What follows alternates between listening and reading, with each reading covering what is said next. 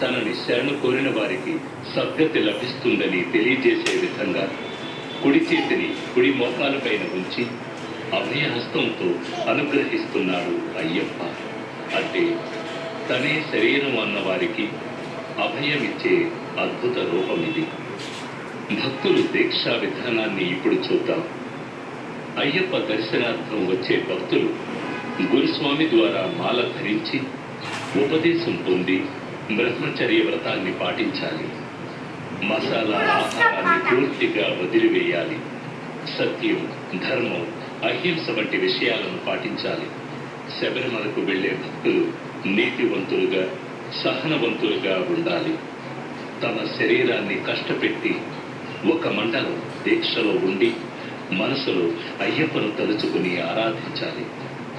ఈ దీక్షను ఒక అలవాటుగా, అభ్యాసంగా చేయాలి. బ్రహ్మచర్యాన్ని తప్పక పాటి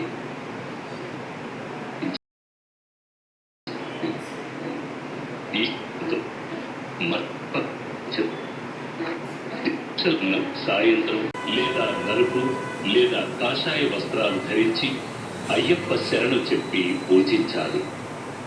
తులసి మాల ధరించిన అయ్యప్ప భక్తులు ఒక మండలం దీక్షలో ఉన్న సమయంలో ప్రతిరోజు సాయంత్రం ఒక చోట చేరి అయ్యప్ప అనుగ్రహం కోరి దీప పూజకు వెళ్లడము, ఆయనను కొనియాడుతూ భజనలు చేయడము తప్పకుండా చేస్తూ ఉంటారు.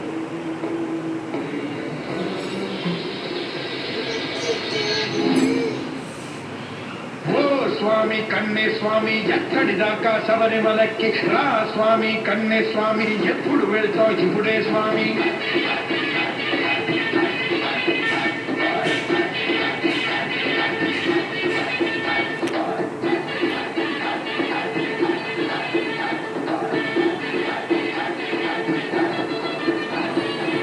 ముడి మీద ముడి వేసి ఇరుముడిని తలనెత్తి ఎరు దాటి ఊరు దాటి పోతానే పోతా.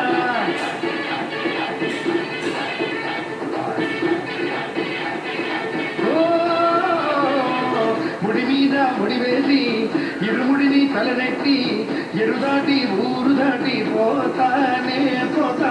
చెడుతలకు తుంచేసి అయ్యప్పకి నైపోసి బరకోరి దయకోరి పోతానే పోతా. గురుస్వామి మెడలో వేసిన మణికటమాలే తొళ్ళకు వాడి ఆ కలినే పోగొడుతుంది స్వామి పాదం చేరుతుంది. చూడని వాసని మామే చూడగా వెళ్తా స్వామి శరణం అంటూ ఘోషే చేస్తూ వెళ్తా.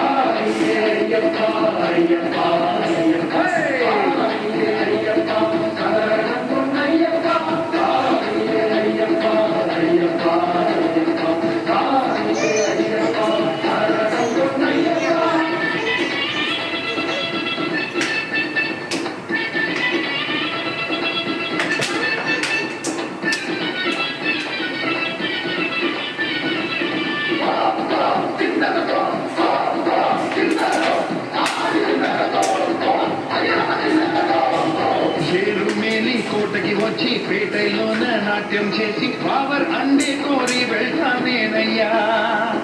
పేరు తోడు వాయికాల్కెళ్ళి బృందావనం చూసుకొని కోటెపాడి దాటి వెళ్తానేనయ్యా. మనిషి దేహం పైన నిలిచి భూతానాథుడు నాట్యం ఆడిన కాళ్ళ కట్టి చేరుకుంటానేనయ్యా. అழுదానదిలో మునకలు వేసి రాయ తీసి వరం కోరి పళ్ళి కట్టుకు పయనమవుతానేనయ్యా. కల్లిడం కుండ్రిలో రాయే విగిరి ఇంజిన్ పారేనో దాటే వెళ్తా. కుటుంబారై కోటకి వెళ్తా శరణం శరణం అంటూ వెళ్తా. కరిమల కొండను చూసిన నేను కష్టం లేదు అంటూ తలచి చేరగ వెళ్తా. నీ చేర్చగ వెళ్తా. ఓ స్వామి కన్నే స్వామి ఎక్కడి దాకా శబరిమలకి రా స్వామి కన్నే స్వామి ఎప్పుడు వెళ్తావు ఇప్పుడే స్వామి.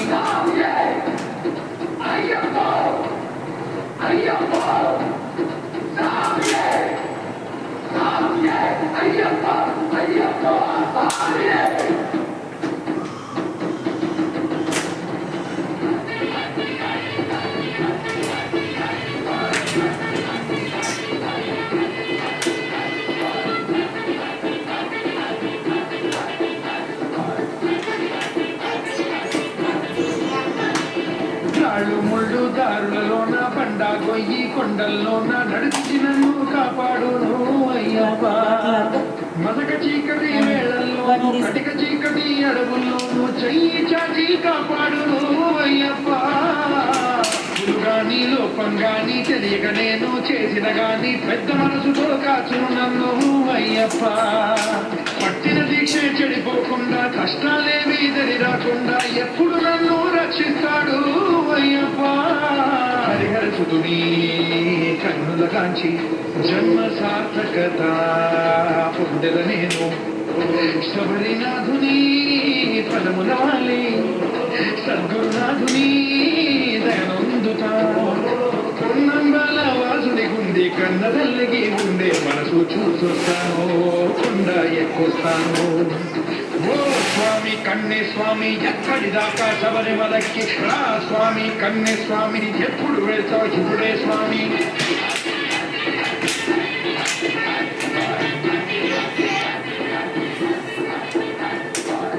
బాటిల్ తీరా ఎనిమిది ఎనిమిది 2 బాటిల్ తీరా బాటిల్ తీరా.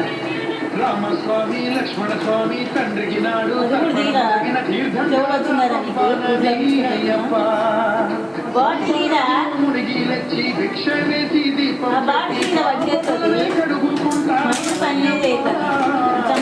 నది తీరంలోని బుద్ధ గణపతికి టెంకాయ కొట్టి గుంజలేనే తీసి వెళ్తా అయ్యప్ప.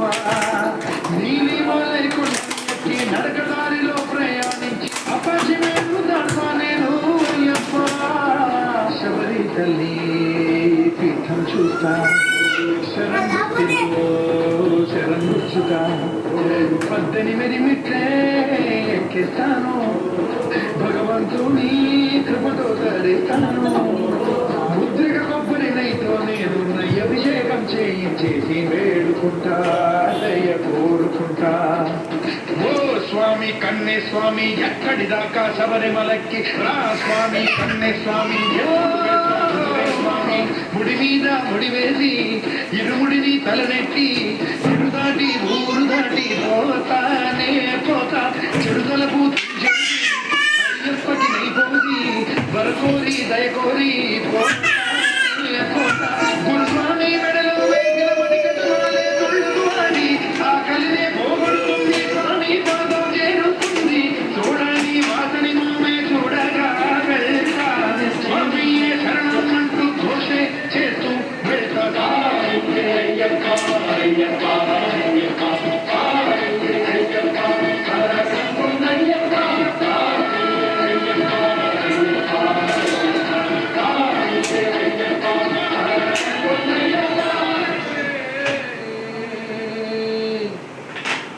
అయ్యప్ప పులిపాల కోసం అడవికి వెళుతున్నప్పుడు ఆయన పెంపుడు తండ్రి రాజశేఖర మహారాజు పరమేశ్వరుడు తన పుత్రునికి తోడుగా ఉండే విధంగా ఆయనకు ఒక ముక్కంటి కొబ్బరికాయ దానితో పాటు కొన్ని ఆహార పదార్థాలను ఇచ్చి పంపించాడు. దానిని అయ్యప్ప ఎరుముడులుగా కట్టి తనతో తీసుకువెళ్ళాడు. దాని తాత్పర్యమే మనం తీసుకువెళ్ళే ఎరుముడులు. ఎరుముడి అనేది నేతగుడ్డతో పుట్టబడిన 2 భాగాలుగా ఉండే సంచి.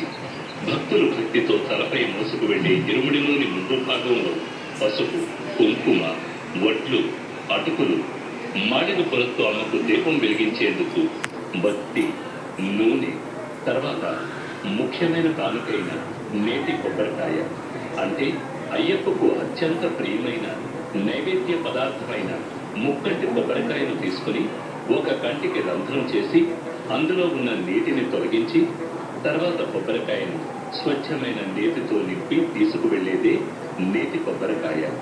అయ్యప్ప హరిహరుల సంగమంతో జన్మించినవాడు. ఈ తత్వాన్ని నేతి కొబ్బరికాయ తెలియజేస్తుంది. కొబ్బరికాయకు 3 కళ్ళుంటాయి కనుక అది శివుని అంశగా భావించబడుతుంది. మహాలక్ష్మి శ్రీపతి హృదయంలో నివసిస్తుంది.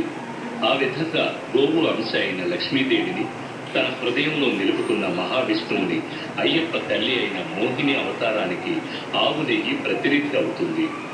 కనుక కొబ్బరికాయ, అందులో నింపబడిన నెయ్యి శివునికి విష్ణువుకి ప్రతిరూపాలు.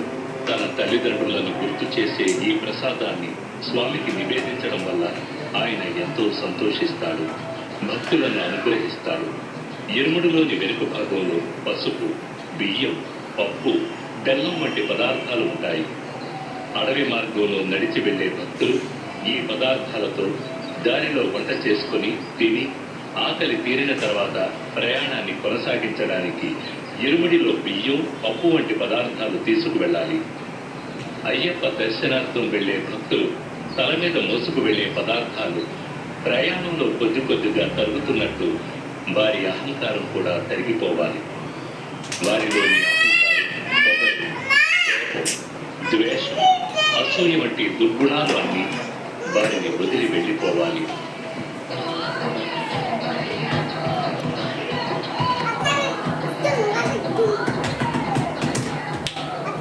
శబరిమలపై అయ్యప్పని దర్శించడానికి భక్తులందరూ ఎరుమేలి అనే చోట ఒకటిగా చేరతారు.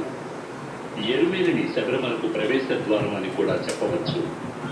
ఇక్కడ రాజశేఖర మహారాజు నిర్మించిన ధర్మశాస్త్ర ఆలయం ఉంది. ఈ ఆలయానికి ఎదురుగా అయ్యప్పకు మిత్రుడైన వావరస్వామి మసీదు ఉంది.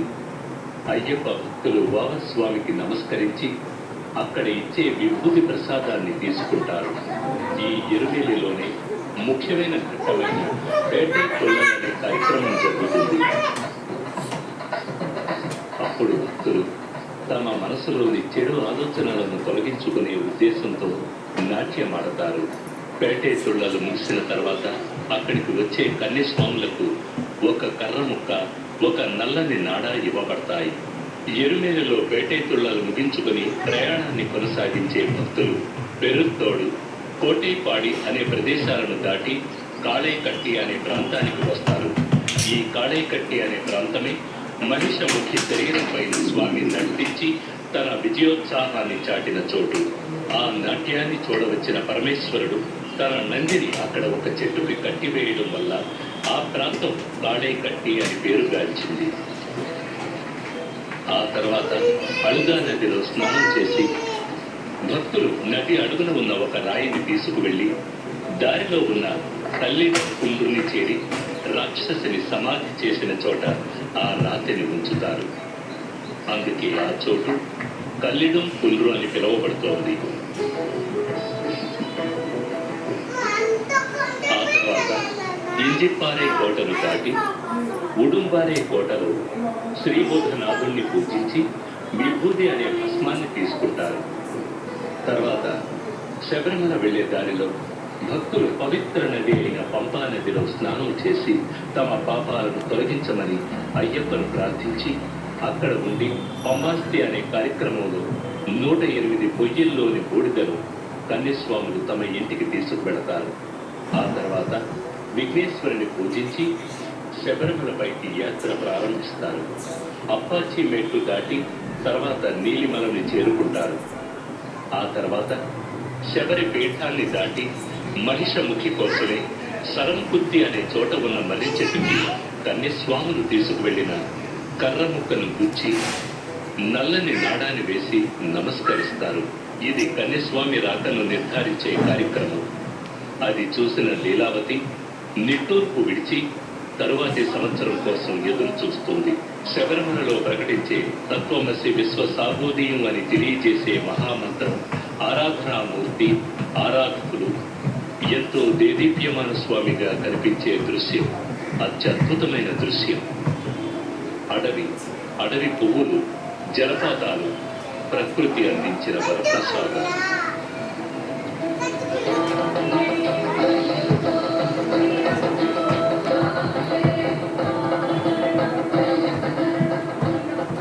తర్వాత అయ్యప్ప సన్నిధికి ముందుగా ఉన్న 18 తత్వాలకు చిహ్నాలైన స్వామి తత్వాధీనుడే ఉన్నాడని తెలియజేసే 18 మెట్లు ఎక్కి వెళ్ళి అయ్యప్ప సన్నిధానం చేరుకొని తమ పాపాలను, దోషాలను, కష్టాలను తొలగించమని ప్రార్థించి భక్తి పారవస్యంలో మునిగి ఆ రాత్రి అక్కడే ఉండి ఆనందిస్తారు.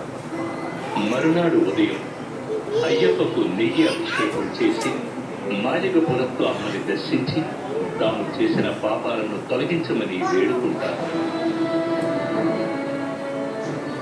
మకర దీప పూజకి ముందు అయ్యప్ప స్వామి బంగారు ఆభరణాల పెట్టెను పందల రాజ్యం నుండి శబరిమలకు తీసుకువెళ్ళేటప్పుడు ఆకాశంలో ఆభరణాల పెట్టెకు మార్గదర్శిగా గరుడు వెళ్ళడం అనేది ఆశ్చర్యకరమైన విషయం.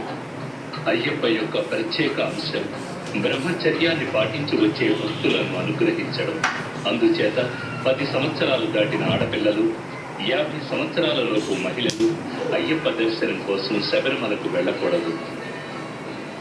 మండల పూజ ముగిసిన తర్వాత